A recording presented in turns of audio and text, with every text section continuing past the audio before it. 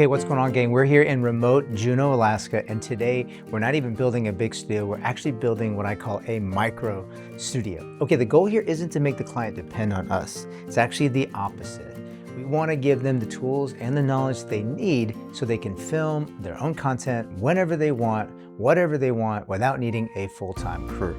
Because the reality is most content doesn't need a huge production team. I mean, the daily TikToks and Instagram Reels, they just need to be clear, consistent, and intentional and hit their customer base. So of course, right now we're working with cameras, but they're going to be using their actual phones. And honestly, that's more than enough if you get a few key things right. It's not always about cameras and lenses. What we really need to focus on are 4 things: audio, lighting, framing, and consistency.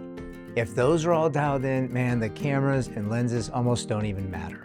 Okay, first let's talk about audio. This is a huge one. We just talked about this in the other video.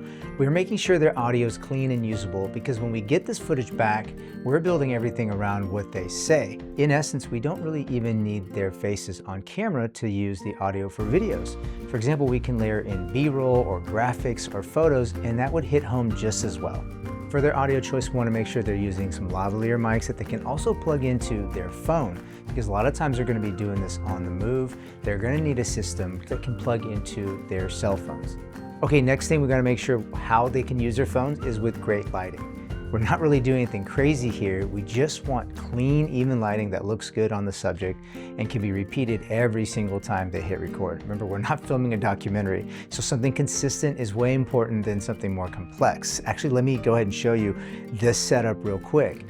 I'm gonna grab B-Cam here. Okay, so here we go. I'm on B-Cam.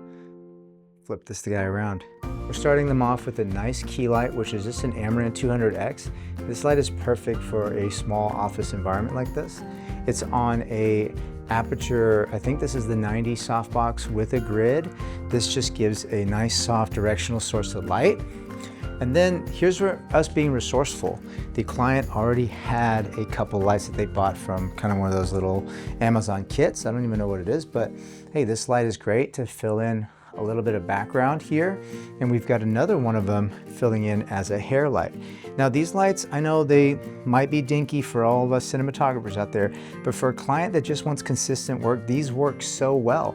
And again, we've got the A-cam setup right here. And as you can see, our setup right here, we've got a nice key, we've got a nice hair light, and then we've got a nice accent light behind us. As far as fill lights go, we've kind of left the practicals or the room lights on at kind of a medium intensity.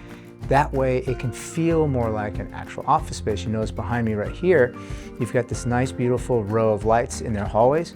We kept it on. Why? Because this is what their office looks like. But for their customers and for their clients when they walk in, they know what the office looks like. We're just enhancing it with a couple of lights. Now third, let's talk about framing, and I'm going to take you into their actual room because right now we're filming in their lobby. For context of, we were doing some headshots and some other talking head intro bits.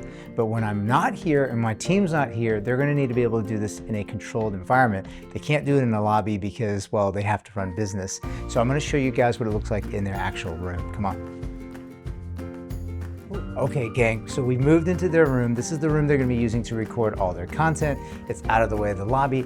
And this is really important because sometimes clients already have a location or a space picked out for you. So you're gonna have to make whatever space they give you work. The advantages of this room though, sounds pretty good. It's isolated. There's a great door on it, so we can kind of be out of the foot traffic of the day-to-day office back there. And here's a really great thing. There's a nice giant window right here that's giving us great natural light. We can piggyback off that window by adding our key light, but for all intents and purposes, they might not even need to use this key light if they're really filming in this room. So when we walked into this room, the first thing I was thinking about is how do we keep this thing super simple? Same angle, same height, same composition, every single time they're doing one of these videos.